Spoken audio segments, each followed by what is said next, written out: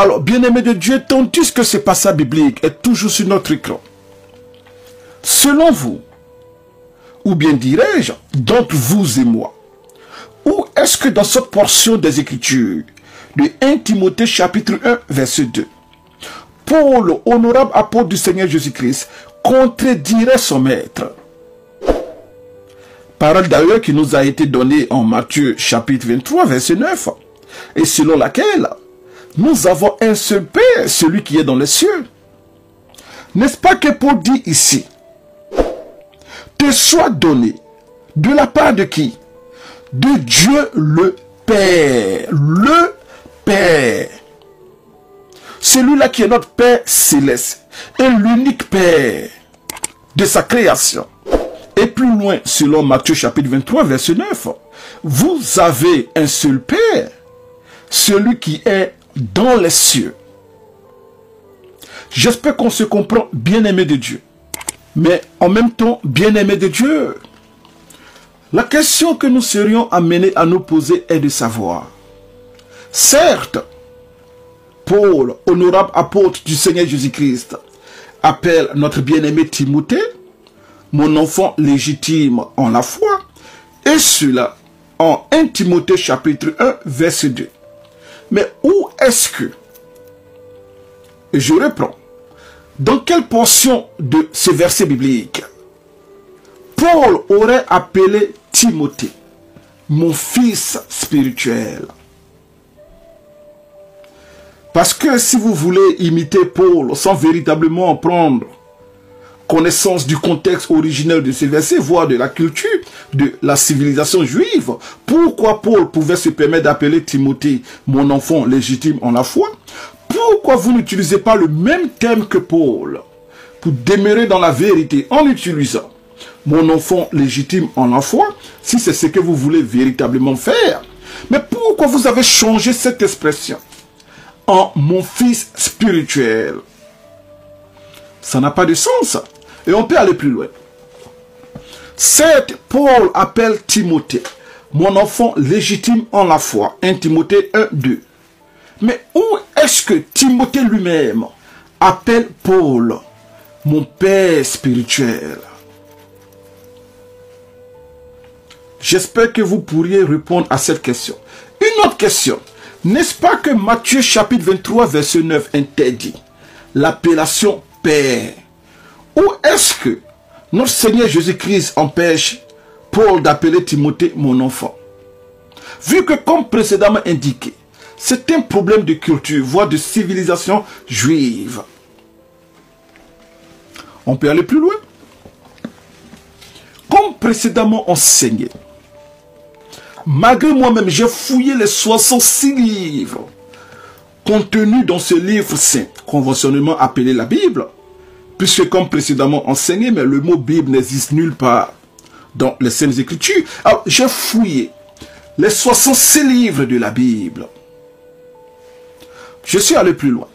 J'ai fouillé les 1189 chapitres que ce livre contient. On peut aller plus loin. J'ai fouillé les 31 102 versets que contiennent ce livre. Je n'ai vu nulle part l'appellation fils spirituel, père spirituel et mère spirituelle.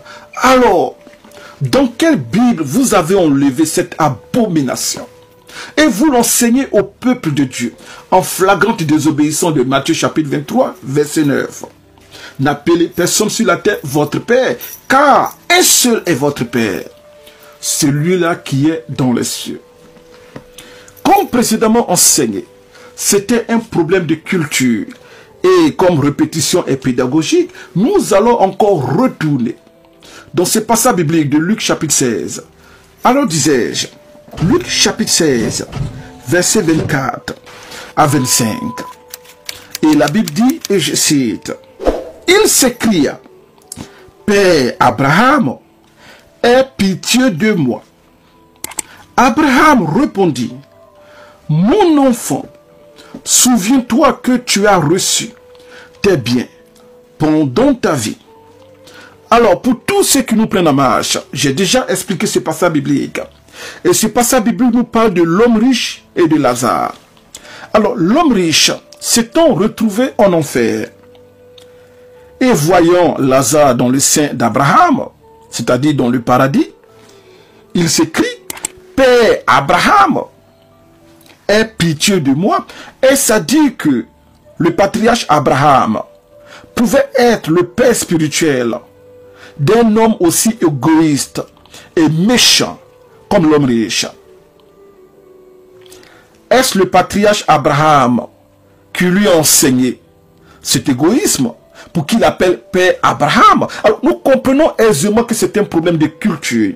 Plus tard, Abraham répondit au verset 25, mon enfant, tout comme Paul a appelé Timothée mon enfant, en 1 Timothée chapitre 1 verset 2, il lui dit, mon enfant, souviens-toi que tu as reçu tes biens pendant ta vie. Et ça dit que le patriarche Abraham reconnaît ici que l'homme riche, avec tous ses péchés, qui l'ont même conduit en enfer, est-ce que le patriarche Abraham ici est en train de clamer que l'homme riche serait son fils spirituel? La question reste posée.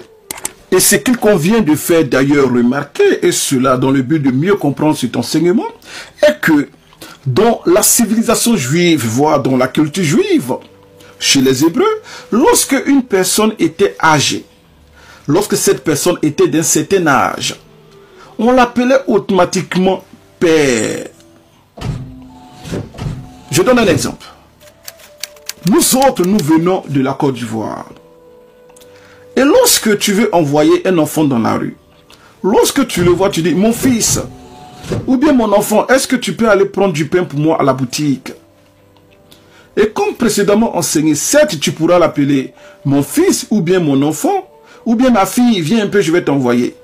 Mais rarement cet enfant va t'appeler papa, ou bien maman. L'enfant dira peut-être monsieur, ou bien tonton. Mais l'enfant ne t'appellera pas papa, parce que chacun connaît véritablement qui est son père. À part bien sûr les fils spirituels de ce siècle présent, avec leur pasteur père spiritualiste.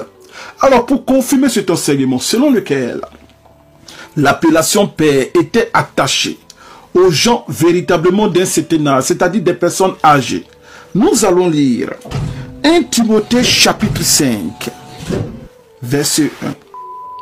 Et si vous êtes là, bien-aimés de Dieu, je cite la parole. Ne réprimande pas durement le vieillard. La Bible précise bien le vieillard, c'est-à-dire une personne très âgée. Mais exhorte-le comme un père. Vous avez bien compris, bien-aimés de Dieu? Exhorte-le comme un père. Est-ce à dire que le vieillard que tu es supposé exhorter devient automatiquement ton père spirituel? Parce que Paul enseigne bien ici, exhorte-le comme un père. Et pourquoi? Parce que c'est un vieillard. J'espère qu'on se comprend, bien-aimé de Dieu.